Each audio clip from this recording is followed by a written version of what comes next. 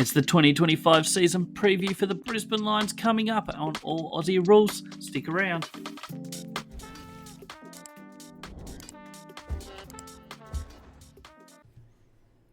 Welcome on in, everybody, to the All Aussie Rules YouTube channel. We're doing 2025 season previews for every club, and today it's the Brisbane Lions. Obviously, last week, Adelaide Crows came out. We're doing one most days of the working week, I guess you call it. So tomorrow will be Carlton, Collingwood, Essendon later in the week, and we'll work all the way through to the Western Bulldogs, who will come out in the week of opening round. So make sure you hit that subscribe button, like this video if you enjoy it. Jump in the comments below, let me know where you see Brisbane Lions finishing this year. Can they go back to back is the big question. We're going to have a look at everything to do with Brisbane Lions 2025 coming up. So stick around and let's jump into it. So obviously last year they did win the premiership, the ultimate goal, and they got it. So a massive tick for them then. Obviously finished 5th on the ladder during the home and away season. Had 8 losses, 14 wins and a draw throughout the regular home and away season.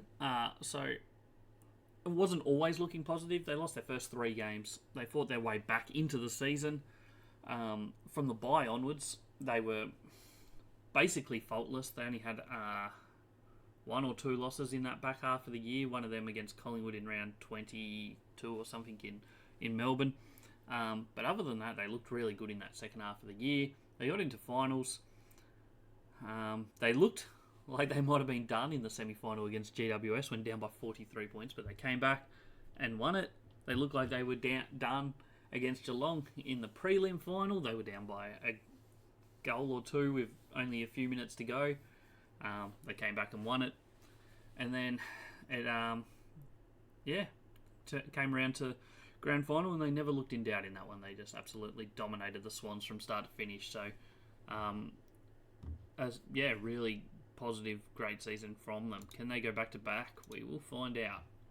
Their last 5 years has been pretty consistent. If you go right back to 2020, they finished 2nd on the ladder in a shortened season.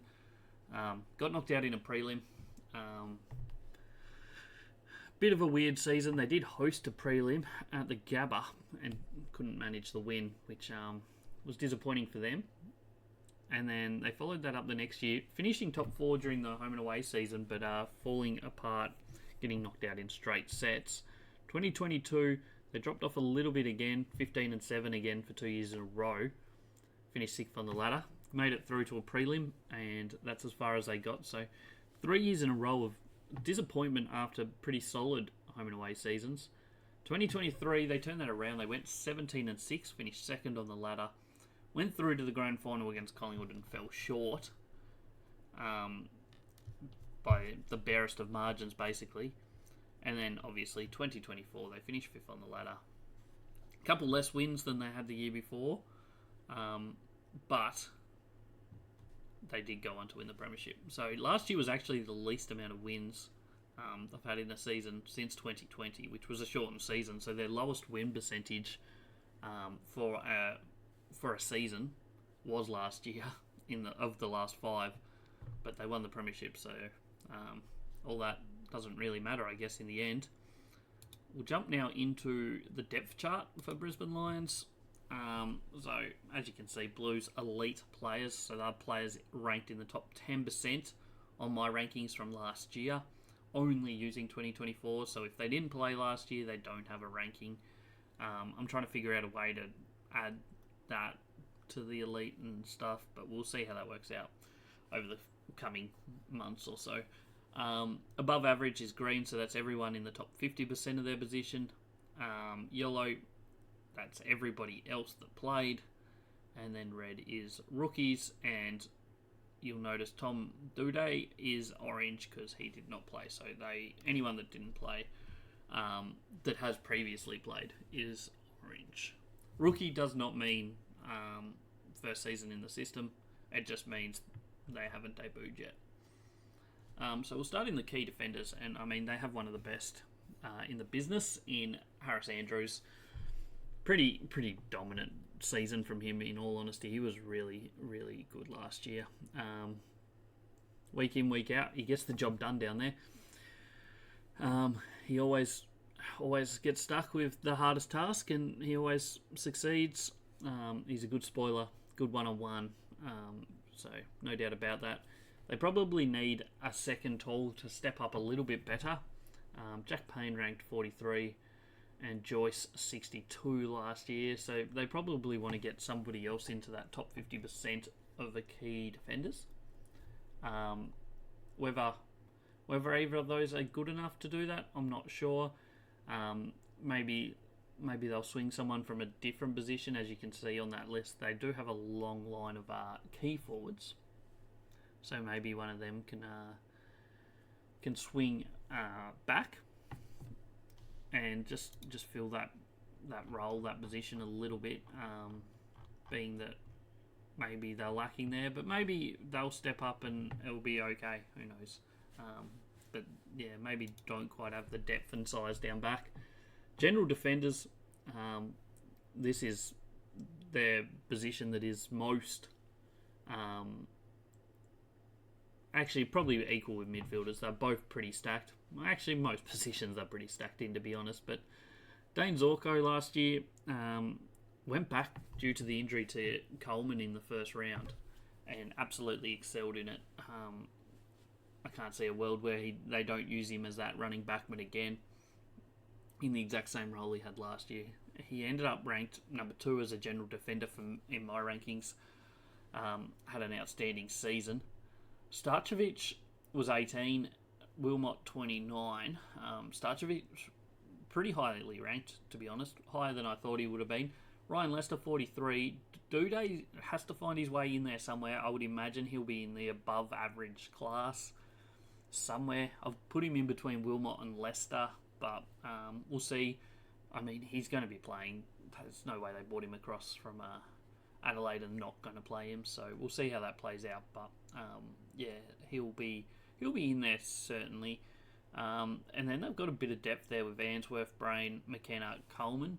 Coleman will come back into the team. His end to 2023 was outstanding. Obviously got injured first week last year. I think he's still only just getting into full training. He might not even be there yet into full training. So there is the potential that he won't be straight into the team first week. But I would expect that we will see him join the team within a few weeks, and then you'd imagine he's definitely in their best 22, which we'll get to in the next little sector of this video. Key forwards, they lost Joe Danaher, who was their highest ranked forward last year. Their highest ranked key forward, that is. So Joe Danaher was the 6th best key forward in 2024, according to my rankings, which just tells you what they've lost, really, because now they're going to be relying on Hipwood and Morris a lot more. One of them's going to have to take the best defender each week, and it'll be interesting to see how that goes, because they've always had that Joe Danaher there to bounce off, I guess. Hipwood, he's been in the system a while now. He's 27, so he should be at that age where he's peaking. You'd hope that he hasn't done his best yet, but you never know. We'll see what prevails for him. Logan Morris, obviously, first year last year, showed some really good signs. He's still a young key forward, so he's still got a lot of development and a lot of improvement to come. So he's probably the most likely to be able to step up in that role. Sam Day obviously comes across from Gold Coast, pretty solid, but nothing outstanding from him, I wouldn't imagine. Pinch hit in the ruck, sit up forward. Darcy Gardner, Henry Smith, Brandon Ryan, and then a couple of young ones in Luke Lloyd and Ty Gallup. General forwards, they're pretty stacked in this position too, and this is an area that they might have trouble balancing in a lot of ways, because there's a lot of players in this list here who also would like midfield time, I would imagine. But then you look at their midfield list, which is also pretty stacked. So finding time for them all might be an interesting balancing act for the Lions this year. Rayner, Zach Bailey both had outstanding seasons as half-forward flanks going into the midfield at times. So they're both ranked in the top 10% of general forwards. And then you got their small forwards who kick goals in Lohman, Archie and Cameron. Lohman and Archie finished the season outstanding. If they continue that on this year, they'll both be elite, you'd imagine, for 2025. Charlie Cameron, a bit down last year on his best. The year before, he was outstanding. The couple years before, he was absolutely outstanding. Last year, not so much, but it didn't end up hurting them too much because they got plenty of other small, medium forwards that did the job. And then you got Lincoln McCarthy, James Tunstall, and Devon Robertson. And a couple of young ones in Darcy Craven and Will McLaughlin. Then you go to the midfielders. Lockie Neal's obviously their elite player. Dual Brownlow medalist, won the Brownlow 2023. I personally thought he was better in 2024 than he was in 2023. So, has he got another step again on that? It would take an incredible effort, but I wouldn't write it off as not going to happen because he did have a very good season last year and had a very good grand final day. Then you got Dunkley, McCluggage, Will Ashcroft, who missed a lot of the season. So expect him to improve a lot. He only played 13 matches out of their 27 matches. So he missed half the season, basically. So his ranking, if he plays a full season, will certainly skyrocket in as a midfielder. Jared Berry, 75. Fletcher, 98. Bruce Revel had a few weeks on the wing. And then you got the couple draft picks that they got. They had 2 first-round draft picks in the end. And Levi Ashcroft, he'll get games this year. There's pretty much no doubt about it. He's shown that he's pretty much ready to go for senior football already. And Sam Marshall also probably will get a chance at some point this year. How much of a chance? Probably not heaps due to the fact that Brisbane midfield is very, very deep. But he probably will get at least a handful of games, I would imagine, maybe even up to 10, depending on injuries and how the Brisbane Lions are travelling. Then you jump over to the ruck stocks. Oscar McInerney, obviously, is their number one ruckman. Had a great season and then missed the grand final due to injury, which was very disappointing for him, but he took it like an absolute champ and certainly lost no fans through that situation. Darcy Fort came in. Wasn't spectacular, but did enough. Grundy certainly outrucked him on the day, but he didn't allow Grundy to absolutely influence the game, which was crucial for Brisbane in this one. So, that's the depth chart. As you can see, 5 elite players, 2 in general forwards, 2 defenders, 1 key, 1 general, and then 1 midfielder as well. So, if you take in the fact that Joe Danaher was there last year, they actually would have had an extra elite player. But obviously Joe Danaher retired, so that's not the case. We'll now jump into the best 22. This was done by me a couple weeks ago. I haven't made any changes as yet. As the season gets closer, I'll probably release best 22s again. Whether that's on my socials over on Instagram or X/Twitter. Not sure, but we will probably do updated list in a couple of weeks just before the season starts after the Pracky games. But this is how I potentially see them lining up. Backline, Wilmot, Harris Andrews, and Tom Doedee. I think Doedee has to come in to the team. Harris Andrews is obviously their best key defender. And then, Darcy Wilmot also I wouldn't say an absolute lock to be playing, but at the same time, I think he does. Sorry, I'm just getting my sheet up. Starcevic may be on the field, or Wilmot, probably doesn't matter too much. I reckon they'll both probably be in the best 22.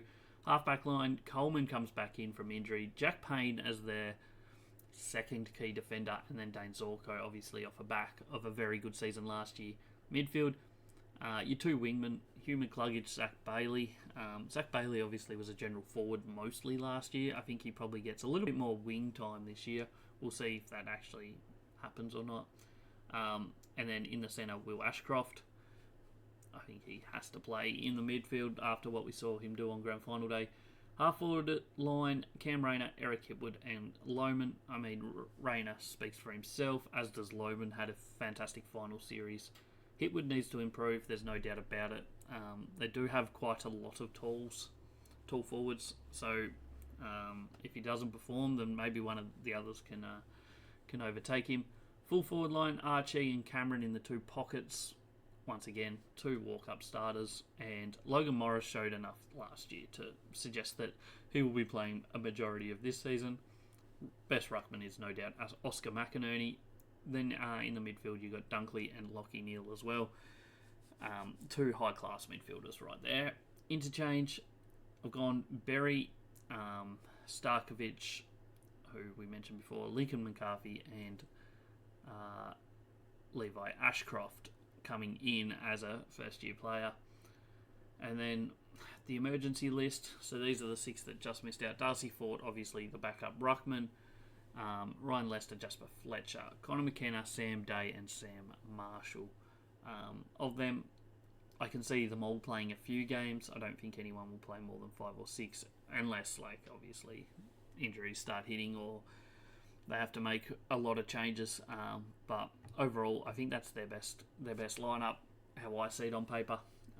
Let me know in the comments below if I've missed anyone or you think it's a terrible lineup. Let me know. But I think that's how Brisbane look their best for season 2024. We jump now across to a little look at their schedule. Just some key things for their schedule. So they open the season with Geelong at the Gabba in opening round. So they kick their season off straight away. Opening round, Gabba, Geelong, massive game. Prelim final, replay. You'd have to expect that they will be ready to go. They had a slow start last season, coming off the grand final loss, so they'll be hoping to turn that around this year. Their buys, round 3 and round 16. In Gather Round, they're playing the Bulldogs at Norwood Oval. And then their teams that they play twice, Collingwood, Geelong, Gold Coast, Hawthorn, Sydney, and the Western Bulldogs. So the team that they beat in the prelim and the grand final, they're playing both of them twice. So it's not the easiest of schedules. And then they've also got Hawthorn and Bulldogs, who were 2 finals contenders, who finished 6 and 7 on the AFL ladder. I think that's right. During the home and away season. So they got them twice as well. And then they've got 2 teams that missed the finals in Collingwood and Gold Coast, who are both potentially teams that will be fighting for finals this year. So they don't play any of the bottom 3 teams, who were the obvious bottom 3 teams last season, twice. They are the reigning premiers, so it makes sense that they have a pretty tough schedule. But yeah, this is certainly one of the tougher schedules in the AFL this year. Obviously, I haven't released the Carlton video. I haven't recorded the Carlton video, but their schedule is a lot different than Brisbane's, let me tell you. So yeah, that's just a little flash at what they've got coming up in 2025. Now we'll just have a quick talk on their prospects. Where do we see Brisbane going? I mean, we just mentioned they have a really tough schedule for 2025, but I don't think that's something to be worried about for the Lions. To be the best, you got to beat the best. So they are currently the best. They won the premiership last year. They're not going to get any favours this year, but they do have some talent coming in. They obviously lost Joe Danaher, which does hurt their key forward line, but they just have so much depth around midfield, general forwards, key defenders. Well, not depth in key defenders, but they have a very good key defender, and then good depth in their general defenders. So they have the talent, they have the class, they have the experience. So there's pretty much however you look at it, they should be competitive. Will they still have the hunger that they had for the last few years, where they've been chasing that title when they've been competitive year in, year out? I mean, we'll have to wait and see. There's no way of knowing that for sure, but their age, their experience, demographic, everything looks really, really good on paper. So I think if they stay fit and healthy, they obviously struck down by injuries a lot last year, and they still prevailed. So if they stay healthy, they will be very, very dangerous. If they do cop injuries, they've probably got a little bit more depth around at least the midfield line, I think, in 2025. Didn't really lose or gain much other than Joe Danaher leaving. So I think they're going to be competitive. Do they go back to back? I wouldn't be surprised, to be honest. I think they actually probably finished the home and away season higher on the ladder than they did in 2024 when they finished 5th. I think anywhere from 15 wins and up you'll see from them this year. I think if you put just 2025 in a isolated year, forget all the rest, a grand final is a pass mark for them, I think. Obviously, they won the premiership last year, so if they don't reach that, then maybe it's a fail mark for 2025, but overall it doesn't really matter because they did win a premiership last year. But I think making the grand final is where this Brisbane Lions team needs to be aiming, in all honesty. They have the talent, they have everything in place. They won the premiership last year, so I would be expecting to see them go pretty well again in 2025. So that's everything I have for you today. Don't forget, Carlton season preview will be out tomorrow. All your favourite teams will be having a season preview. We're working our way through alphabetically. Don't forget to like, comment, subscribe. Check out the podcast. Comes out once a week in off-season. Once the pracky games and stuff kick off, we'll be doing 2 episodes a week. So check them out. They go live. YouTube, Spotify, Apple Podcasts, you name it. We've got it. So go check all that out. Check out the social medias. 2025 is going to be a huge year of content. So make sure you follow. Make sure you're subscribed. I'll be back. There's plenty more content to come up. But Brisbane Lions 2025, do they go back to back? We'll wait and see.